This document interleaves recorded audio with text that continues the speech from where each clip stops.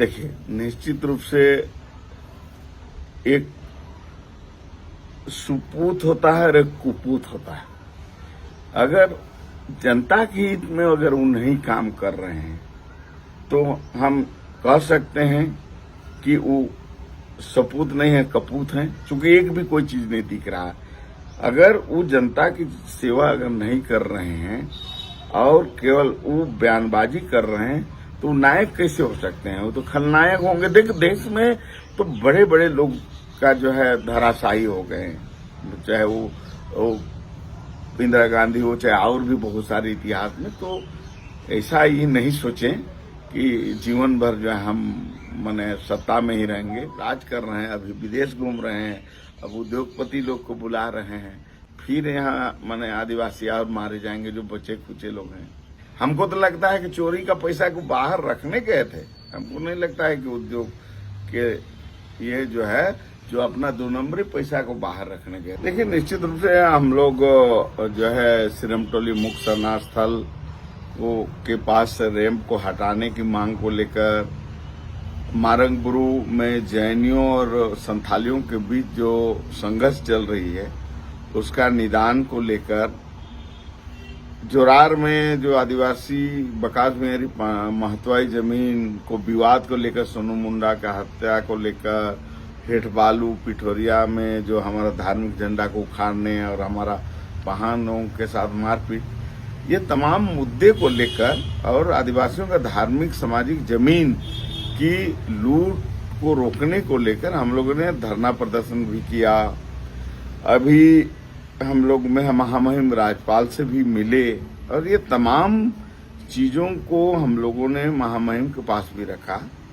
लेकिन आज जैसा 1000 फोर्स लगा के जो शरणार्थी स्थल के पास रैंप को बनाया जा रहा है, हमको लग रहा है कि भाई उन्होंने टारगेट दे दिया मुख्यमंत्री कि मेरे आने से पहले कंप्लीट हो जाना चाहिए, ऐसा मने लगता है। मारंगबुरु के बारे में जैसे आपको पता ही है कि कल्पना सोरेन जो है वहां जाके अपना जो आदिवासी में जो होता है गच्छित करना, वो अपने खुद में एमएलए बनी, वो हेमंत जो है बाहर निकले, उसके बाद उन्होंने पूजा करने गया वहां और वहां पट्ठा लेके गया, जो बकरा लेके गया। लेकिन जब भारत सरकार को जो रिपोर्ट देना था, जो जलवायु मंत्रालय जो है भूपेंद्र यादव जो एक रिपोर्ट मांगा था, उसमें जो है आपको मारंगबुरु का कोई दर्शाया भी नहीं इस रिपोर्ट में कि यहाँ जैनियों का भी है, यहाँ संथालियों का भी है। तो बहुत गंभीर स्थिति दिखता है। आए दिन आदिवासियों का जमीन जो है सिंटेक्ट एसपीटी होने के बाद भी इतना धड़ल्ले से लूटी जा रही है, हमारा धार्मिक जमीन तक हम नहीं बचा पा रहे हैं। ये बहुत भयावह स्थिति हो गया अबुआ दिसुम अबुआ राज में। तो अबुआ राज बोलते हैं, हेमंत है तो हिम्मत है बोलते हैं, आदिवासियों की सरकार है बोलते हैं, और सबसे ज्यादा परेशानी दिख रहा है कि आदिवासी ही है, उन्हीं के खिलाफ आंदोलन हो रहा है, रांची बंद हो रहा है, उनकी शव यात्रा निकाली जा रही है, पुतला दहन किया जा रहा है। आखिर उस नायक को खलनायक बनाने की कवायद चल रही है या नायक खुद ही खलनायक बन गए? देखिए, हेमंत जी पिछले 5 साल से सरकार में थे, अभी और 5 साल लोगों ने मौका दे दिया, लेकिन पेशा जैसे कानून को लेकर उन्होंने चुनाव में आया था कि हम आएंगे तो पेशा नियमावली बनाएंगे, ग्राम सभा को अधिकार देंगे, जमीन से संबंधित, बालू से संबंधित, मिट्टी गिट्टी से संबंधित। लेकिन आप देख रहे हैं कि इन्होंने ग्राम सभा को आज तक पावर नहीं दिया, नियमावली तक नहीं बनाया।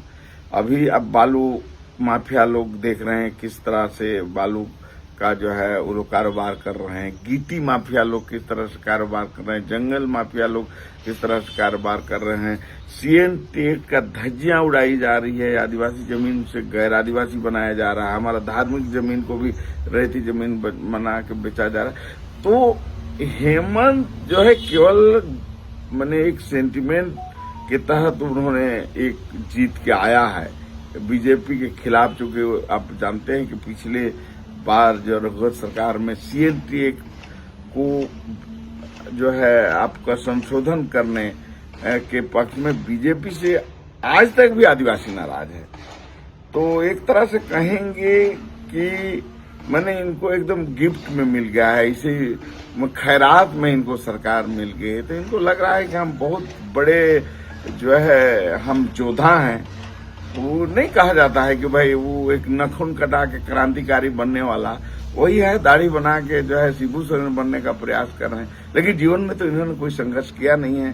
कोई एक भी समस्या आप बता दीजिए, स्थानीय एक मुद्दा है, चाहे JPSC का मुद्दा है, हमारे बेटी बहन के साथ आए दिन बलात्कार हो रहे हैं, यहाँ के लोग, आप बताइए कि यहाँ 40% खनिज पदार्थ है देश में, अगर 100% है पूरे देश में मिला के तो अकेले यहाँ 40, पर यहाँ के लोग 10,000, 12,000, 15,000 के लिए बाहर उनको मजदूरी करने जाना पड़ रहा है।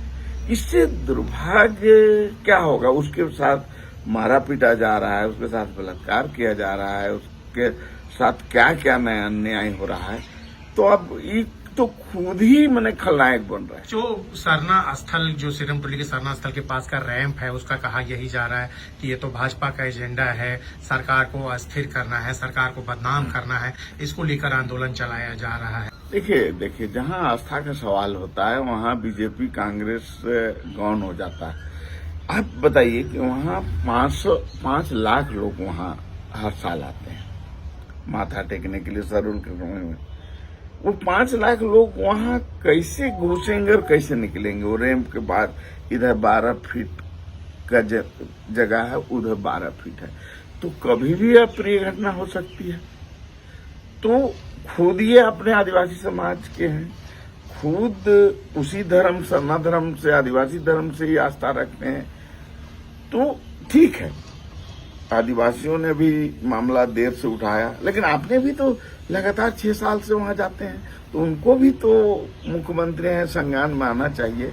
तो इसलिए देखिए ये अफसर लोग जो है यहाँ राज चला रहे हैं, यहाँ जो है इनको केवल ट्रांसफर पोस्टिंग से इसको पैसा चाहिए, बालू से पैसा चाहिए, गिट्टी मिट्टी से पैसा चाहिए, बस इनको पैसा चाहिए। आदिवासी भाड़ में जाए उससे कोई मतलब नहीं है, आदिवासी का जमीन लूटा है उसको कोई मतलब। आदिवासी की ही सरकार है और आज पूरे आदिवासी समाज जो है कि आक्रोशित है, अपने ही जो माटी का बेटा है, अपने ही समाज का जो बेटा है उसी के खिलाफ मोर्चा खोल दिए हैं। देखिए ऐसा सरकार कोई आदिवासी और गैर आदिवासी नहीं होती है। मोर्ची निश्चित है कि कोई मुख्यमंत्री की कुर्सी कोई आरक्षण सीट तो है नहीं। निश्चित है कि इंडिया गठबंधन को बहुमत मिला, JMM को सबसे ज्यादा सीट मिला, तो इस हिसाब से उन्होंने कुर्सी पर बैठा है। तो कुर्सी पर जो बैठे हैं तो न्याय तो सबको के लिए करना चाहिए ना, लेकिन अस्थायी नीति भी तो नहीं बनाए। आदिवासी का जल जंगल जमीन की रक्षा को लेके उनका बाबूजी तो सूदखोरों के खिलाफ लड़े, जल जंगल जमीन के लड़े, लेकिन ये तो पैदा ही लिए हैं सोना के चम्मच लेके। इनको क्या दर्द है समाज के लिए? बना बनाया मिल गया है, उसमें राज कर रहे हैं, अभी विदेश घूम रहे हैं, अब उद्योगपति लोग को बुला रहे हैं, फिर यहाँ माने आदिवासी और मारे जाएंगे जो बच्चे खुचे लोग हैं। तो मतलब विदेश गए हैं और चाहते हैं कि यहाँ पर विकास हो, रोजगार मिले, कुछ फैक्ट्रियां लगे, तो उससे मतलब क्या नुकसान? हाँ नहीं, वो तो हम लोग देख रहे हैं ना। हमारे बाप दादा ने HEC में 8,000 एकड़ जमीन दिया, बोकारो को दिया, आपको टाटा को दिया, कोयला खदान को दिया, बहुत तो बाप दादा ने हमारा दिया है। और 75 साल में हमारा कितना विकास हुआ है ये तो हम लोग के सामने आंख में। अभी कौन मॉडल ये लगता है आसमान में ही उद्योग लगाएंगे कि कहाँ लगाएंगे, कैसे लगाएंगे? ये हमको तो लगता है कि चोरी का पैसा को बाहर रखने गए थे, हमको नहीं लगता है कि उद्योग के ये जो है जो अपना 2 नंबरी पैसा को बाहर रखने गए थे। इतनी बड़ी टीम लेके गए थे, पूरे राज्य के मुख्य सचिव वगैरह। तो भाई दिखाने के लिए तो हाथी के 2 दांत है तो है ना, एक दांत दिखाने का, एक दांत खाने का। तो भाई जनता को तो मैसेज देना है कि भाई हमको जो है हम राज्य के विकास के लिए गए हैं। हमको तो लगता है कि वो जो उद्योगपति लोग से मिलने गए हैं वो लोग को बोल रहे होंगे कि भाई आप हमारे यहाँ फैक्ट्री लगाइए और हम पैसा भी देंगे, जमीन भी देंगे, सब। ये हमको तो ये लगता है। तो आपको अगर मतलब कि मुख्यमंत्री जी को सलाह देना होगा, चूंकि उम्र में भी छोटे हैं और राजनीति में भी उनकी उम्र कम है, तो अगर आपको सलाह देना होगा कि भाई क्या करना है समाज के लिए, राज्य के लिए, खास करके आदिवासियों के लिए, तो क्या कहेंगे आप? देखिए, हम तो यही कहेंगे कि भाई चाहे वो तिलका मांझी से लेकर वीर बुद्ध भगत, फोटो हो, सिद्धू कान्हू, नीलम्बर भगत, सब लोगों ने जमीन की रक्षा के लिए लड़ाई लड़ी। तो जमीन जो है हमारी आत्मा है आदिवासियों की। तो पहले तो जमीन आदिवासियों को बचाने का जो CNTSPT है, पहले जमीन बचाने का वो जो है प्रयास करें। प्रयास क्या करें, जमीन स्टेट का मामला है वो बचाएं। दूसरा जो है शिक्षा के क्षेत्र में उनको काम करना चाहिए कि शिक्षा ऐसा हो जो दुनिया के जो क्वालिटी पूर्ण एजुकेशन है वो दिया जाए। और अभी जो है कम जो जीने वाला खेती है उसको जो है कमाने वाला खेती बनाने का हम मांग करेंगे, उनको सलाह देंगे। और दूसरा जो है आप ट्राइबल सब प्लान का पैसा को आप एकदम सस्ता पूंजी आप उपलब्ध कराइए हमारी महिलाएं, नौजवान, तो आप किसान को, ताकि वो आसानी से वो आगे बढ़ सके। हम तो यही सलाह देंगे। तो उनको आपको मतलब क्या लगता है कि मुख्यमंत्री किसकी सुनते हैं, किसके दिशा निर्देश पर आजकल आगे बढ़ रहे हैं या फैसला ले रहे हैं? देखिए, उनके अगल बगल तो हमको झारखंड विरोधी लोग दिखते हैं, तो उनको तो गलत सलाह मिल रहा है। आजकल ये भी सुना जा रहा है कि कुछ अहम फैसलों में उनकी पत्नी और जो गांडे के विधायक है कल्पना सोरेन का भी बहुत बड़ी भूमिका रहती है। देखिए, जनहित में चाहे वो जिनके सलाह से निर्णय लें, मुख्यमंत्री तो हेमंत सोरेन है, लेकिन जनता के हित में तो कोई फैसला लेते हुए नजर नहीं आ रहा है। आप जैसे मैया योजना आप लाए हैं, अच्छी बात है, आप पैसा दे रहे हैं, लेकिन 2,500 पैसा से उसका जीवन तो सुधरने वाला है नहीं। 5 किलो अनाज मोदी दे के वो भी क्रांतिकारी बन रहे हैं, तो 5 किलो अनाज और 2,500 रुपया से तो उनका जीवन चलने वाला नहीं है। तो देखिए, वही कह रहे हैं कि हमको कैसे यहाँ के लोग आत्मनिर्भर बने, कैसे यहाँ के लोग अपने पैरों में खड़ा हो, सिंचाई की व्यवस्था कैसे हो, शिक्षा, इस सब मुद्दे पर उनको काम करना चाहिए। आखिरी सवाल यही बताइए कि जो इन्होंने झारखंड वासियों से वादा किया कि मैं आपका भाई हूँ, बेटा हूँ, आपकी अगुआ सरकार है और वाकई हेमंत है तो हिम्मत है, तो यही सवाल है कि वो हेमंत है तो हिम्मत है कहने वाला जो बेटा है वो नायक है आज के दिन में कि खलनायक है? देखिए, निश्चित रूप से एक सुपूत होता है और एक कुपूत होता है। अगर जनता के हित में अगर वो नहीं काम कर रहे हैं तो हम कह सकते हैं कि वो सपूत नहीं है, कपूत हैं, क्योंकि एक भी कोई चीज नहीं दिख रहा। अगर वो जनता की सेवा अगर नहीं कर रहे हैं और केवल वो बयानबाजी कर रहे हैं तो नायक कैसे हो सकते हैं? वो तो खलनायक होंगे। देख, देश में तो बड़े बड़े लोग का जो है धराशायी हो गए, चाहे वो इंदिरा गांधी हो, चाहे और भी बहुत सारे इतिहास में। तो ऐसा ही नहीं सोचें कि जीवन भर जो है हम माने सत्ता में ही रहेंगे। तो इसलिए इनको मौका मिला है जनता के हित में, जो 3.5 करोड़ जनता है उसके हित में ही काम करें। तो आपको लग रहा है कि जो चुनौतियां हैं सामने में, जिस तरह से अभी गतिविधियां चल रही है पूरे राज्य में, ये सरकार पूरे कार्यकाल तक काम कर पाएगी या फिर बीच में कुछ डगमगाने की स्थिति? नहीं, देखिए, कार्यकाल तो ये पूरा करेगी, इसमें कहीं दो मत नहीं है। लेकिन कार्यकाल जो है बहुत ही सफल तो नहीं दिखेगा, असफल ही दिखेगा। मतलब आने वाले चुनाव में कुछ? हाँ, निश्चित रूप से। देखिए, जनता तो बदलाव चाहेगी ही। जनता तो देखिए, जनता तो माने देखिए, बदलाव हमेशा चाहती है जनता। और निर्णय तो लेगी जनता, ऐसा नहीं है कि देखिए एक जमाने में कांग्रेस के पास कितना पैसा था, सारा मीडिया उसी के सपोर्ट में, लेकिन कांग्रेस ऐसा स्थिति में आ गया कि 2 बार से वो विपक्ष का भी मैंने नेता नहीं बन पाया।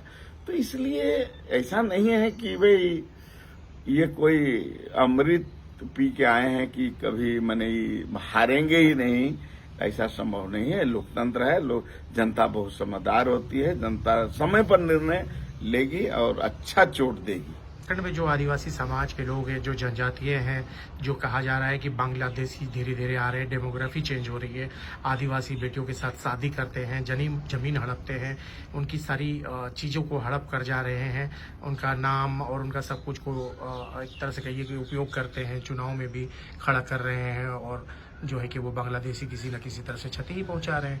तो इसको लेकर भी तो कोई जोरदार आंदोलन नहीं दिख रहा है या किसी तरह की कोई। देखिए ये जो बांग्लादेशी वाला जो मामला है ना, ये राजनीतिक एजेंडा है।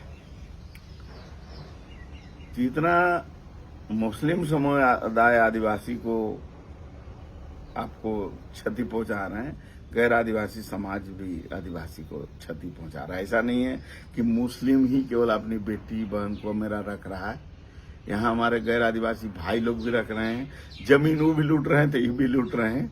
तो इसलिए वो हमको नहीं लगता है, ये एक बीजेपी का एजेंडा लगता है आपका, क्योंकि मेरे पास तो डाटा है मुस्लिम का, उस तरह का जिस तरह का हवा फैला जा रहा है उस तरह से मुस्लिम का डाटा नहीं बताता है। तो हम लोग भी तो पढ़े लिखे लोग हैं, समझदार लोग हैं, केवल कोई हवा में बात करे तो हम लोग उसको जैसे कौआ बोल दे कि कान ले जा रहा है कौआ, तो हम कौआ के पीछे नहीं दौड़ेंगे। हमको तो डाटा पता है कि भाई झारखंड में अगर आप आजादी के समय ही देखिए तो हम 47% हम थे, आज हम कितना परसेंट हो गए, 26% से भी नीचे आ जाएंगे। और उस समय हम जो है करीब आपको जो है करीब 42 लाख थे और वो करीब आपको 48 लाख था। हम आज 86 लाख हुए इतना दिन में, और यहाँ गैर आदिवासी की जनसंख्या करीब 5 गुना बढ़ा। तो मेरे पास तो आंकड़ा है ना, तो इसलिए यहाँ जो है गैर आदिवासी लोग जो बाहरी जो आबादी आई है, जिसके चलते डेमोग्राफी खराब हो रही है, उसमें कुछ मुस्लिम भी हैं, ऐसा नहीं है, लेकिन केवल मुस्लिम के कारण ही डेमोग्राफी खराब हुई है, ये मैं नहीं मानता।